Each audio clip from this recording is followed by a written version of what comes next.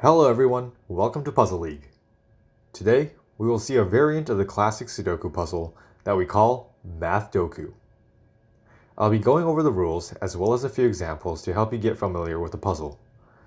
Also, please excuse the Korean writing in the on-screen book. We are working to publish the English versions of Puzzle League soon. But don't worry. In the meantime, there'll be English translations provided on the screen. Alright then, let's begin. Here are the rules. Follow the rules of classic Sudoku. The red numbers represent the sum of the numbers in the colored cells. Numbers must satisfy all inequality signs. And here, we can see both the red numbers as well as the inequality signs. In the next few minutes, I'll be going over a few scenarios so that you can get a hang of solving these puzzles. Let's take a look at this first example. We'll first fill in blocks 1 and 4.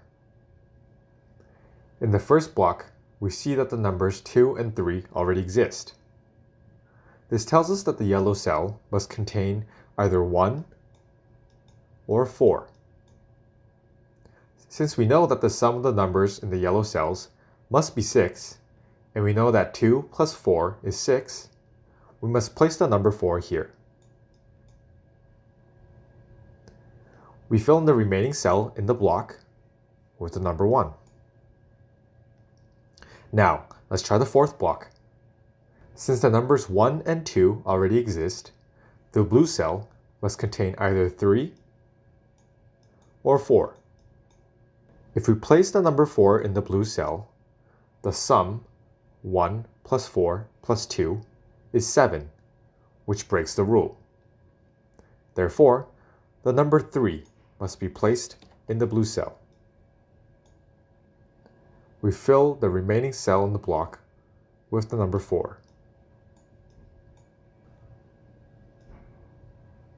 Alright.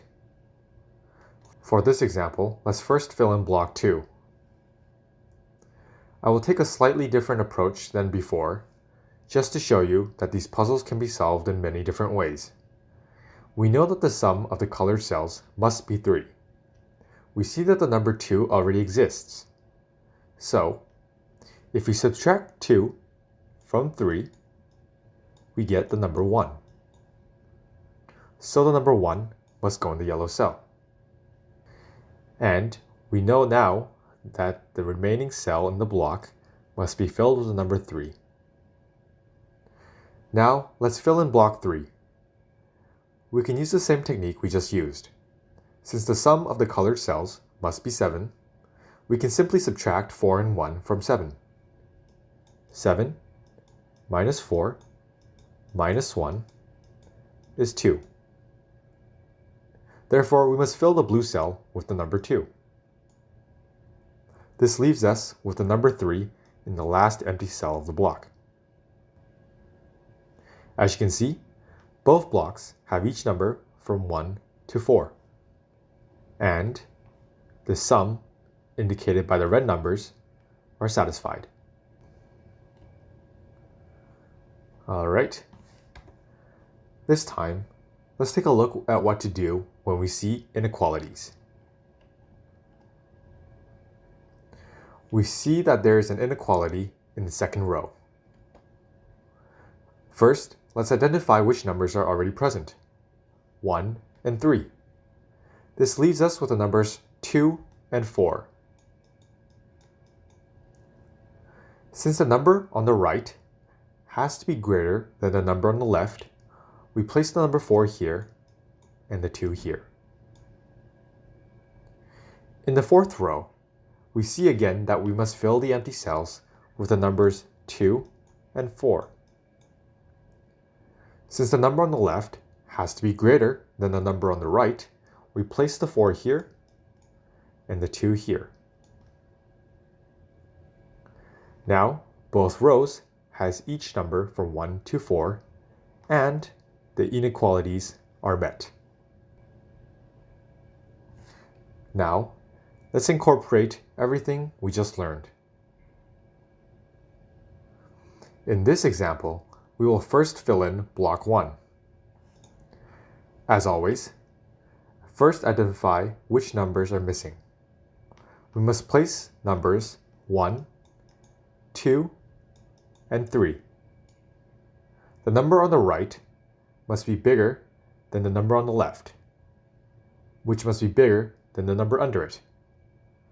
Therefore, we place the number 3 here, the number 2 here, and the number 1 here. For the second block, we see that we are left to place the numbers 1, 3, and 4. There's only one inequality, but still be careful. If we only look at this inequality and place the number 3 here and the number 4 here, the number 1 is forced to go in this last cell. But the number 1 already exists in this column, and the number 4 already exists in this row. So this would break the rules. We know that the number 1 must go in the last column, so to satisfy the inequality, the number 3 must go here, and the number 1 must go here. We complete the block by placing the number 4. Now, as you can see, both blocks and both rows contain each number from 1 to 4, and all inequalities are satisfied. Let's try an actual puzzle. Here we have example 65.